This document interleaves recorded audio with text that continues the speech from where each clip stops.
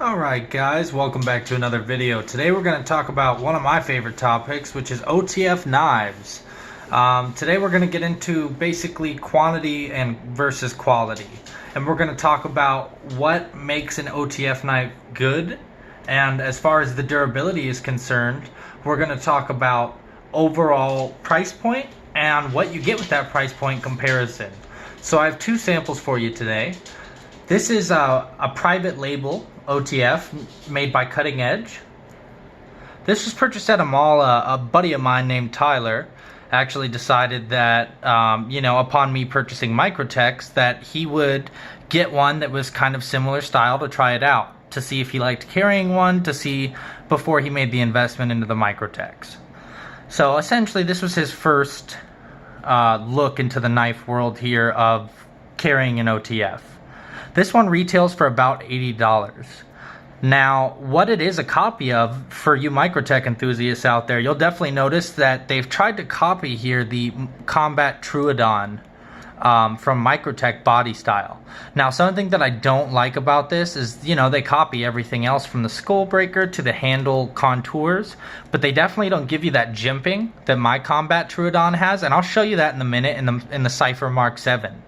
But you'll see that this is completely smoothed out. So they've just basically hydro dipped the handles and they've completely smoothed it out. So you have absolutely no grip on this knife. There's nowhere you can really get a positive grip except for right here. But even these are pretty weak hand scales in my opinion. Now for 80 bucks, you can't be too hard on it. It'll do in a pinch. As far as a self-defense weapon, I definitely wouldn't recommend it. OTF knives in nature are fickle, so if you're gonna carry an OTF knife for self-defense, I would at least recommend going with a quality brand that you know and trust.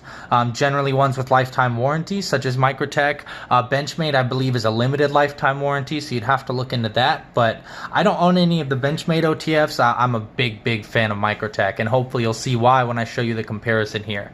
So we'll start with just the buttons here on this guy.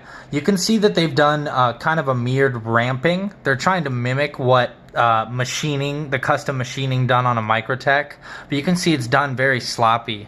It really doesn't offer a lot of traction. The only reason it really works is because the spring on this particular knife is actually much weaker than a loaded Microtech would be.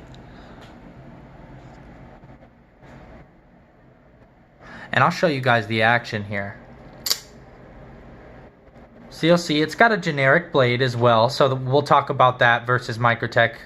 But you can kind of see it's the Tonto style.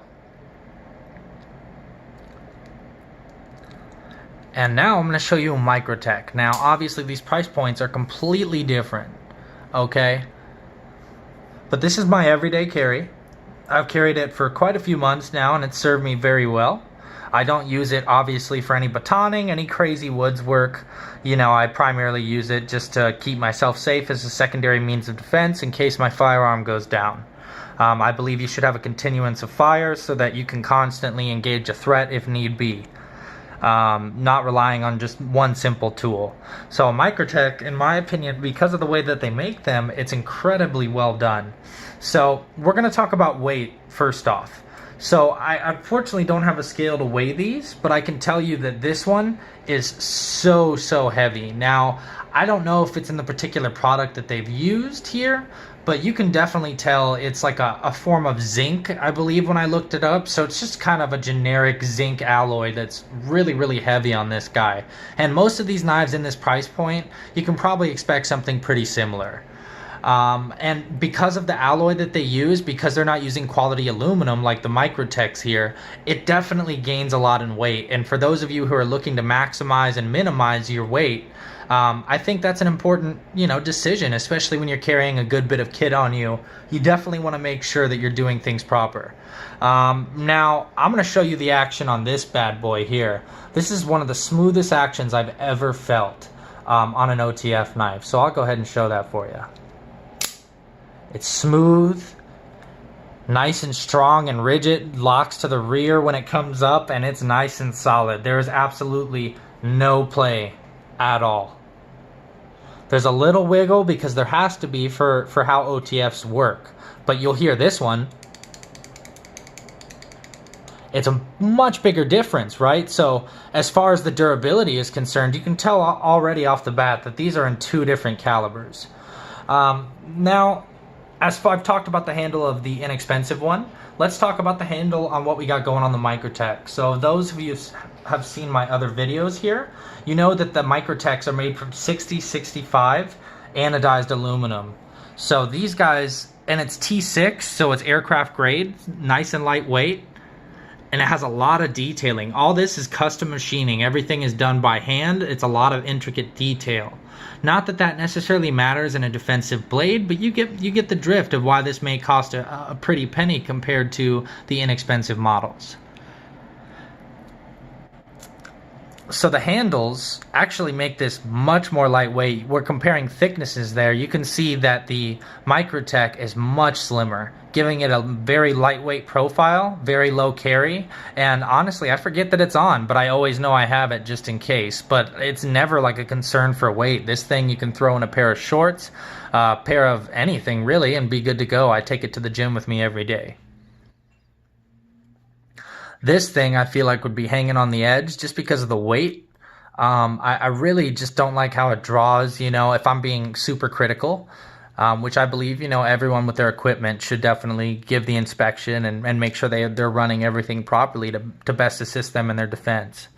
One thing we're going to mention next is going to be the blades here. So this is traditional 440C stainless steel, very generic. Again, $80 on this price point here. This guy, of course, retails for above $500, and it shows in the blade. This is M390 Super Steel, and it's a very, very good, well-rounded steel. It has good properties, and it's very strong and durable. And not only that, but it's extremely razor sharp. I mean, you look at this thing wrong, and it will cut you. So there's good properties to both, honestly. Now we're going to compare, I showed you the handle, or the firing mechanism here. You can definitely see the difference in custom machining versus a Mimic. This looks like it was just ridged out by a machine very roughly. You can tell that there's really not any artwork done to it. Now look at the intricacy. I can see if I can get that camera to focus right there. Sorry guys. But you can definitely tell, you see the X pattern here really helps you get a solid grip on that. And then the ridges are really nice and deep. They're evenly placed. There's a method to the madness with this button. So it works extremely well. Another thing that we're going to talk about is the pocket clips. So this one, very inexpensive. I can pretty much just unscrew this and it comes right off. I could take the pocket clip off. I've had to tighten it several times, just kind of messing with it even, let alone carrying it. Now the Microtech clip, that's not going anywhere. That's milled titanium. That's in. And this thing doesn't move an inch. Once I plant it in my pocket, it's good to go. It doesn't move at all. Another great thing is when we compare skull breakers here, this is just, again, probably some cheap stainless steel variation. Again, we have milled titanium right here. So as far as skull breaker or glass breaker is concerned, you want your tool's effectiveness to be solid. You know, whatever you have on you at the moment is the best tool. If we could all carry, you know, K-bar fighting knives and a survivalist axe and, you know, all that stuff in our pocket, I'm sure we would. But realistically, in an urban environment, I think this is a realistic carry, in my opinion. It's very lightweight. Of course, everyone's going to say, oh, well, what about a fixed blade? But truth is, most of us don't get to carry fixed blades when we're going to jobs, to work, our daily tasks. So some people do, and that's great. You know, if your work permits that or allows that, or you can kind of sneak one into your carry, by all means. But, you know, for me, this is really low profile. It gets the job done, and in a defensive situation, I certainly wouldn't feel undergeared with a Microtech. The same cannot be said, however, for a lot of these lower-end clones. I really don't appreciate them at all, to be perfectly honest. I mean, some of them could very well be well-built. I've heard good things about some, but it would never, ever be anything that I would consider for self-defense or any other variation.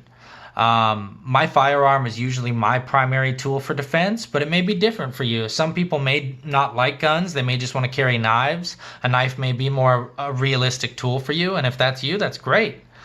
I would definitely look into Microtechs. I fully 100% endorse them because they are absolutely phenomenal. I haven't had a single issue with any of mine, and they're well worth the price. They last, and if you have any issues, they'll take care of you. These guys, every part was made in-house. It's a mystery as to how this was put together, what type of parts they've used, except for the markings that I can visibly see. I certainly don't want to risk taking this apart because odds are, because of the way it's manufactured, which is pretty inexpensively, it'd be pretty hard to put back together. Microtechs, the only reason you don't take them apart is because you can send them in. You have a lifetime warranty. You can send them into a tech, and they'll take care of it for you. Or if you're really a gearhead and you know what you're doing behind these, you can order the torque screw and use the special torque wrench that they have and get these guys off and do the work you want to do and be done with it in a couple seconds. It's real simple and real easy once you know what you're doing. But I don't recommend it for the beginner. If it's your first Microtech, I would recommend sending it in so that they can do work and assess whatever you need. This is the Cypher Mark 7. There's only 100 of these made, but of course you can get a lot of different variations out there. The regular Cypher, I believe, is still in production. They may have stopped, but last time I checked when I was buying them, they had all kinds. You can check an authorized dealer near you. Never buy from a knife show because most of the times they can get fakes and they wouldn't know it if they're not experienced knife handlers. If they just sell the stuff and don't actually, own some themselves, some people couldn't tell the difference. So definitely be aware. There's certain key things you can look for a real Microtech. Now, guys, I hope this video was informational for you. If you guys want to know anything else, definitely feel free to write a comment, subscribe, like. Let me know what you guys think. Thank you, guys. Have a great day.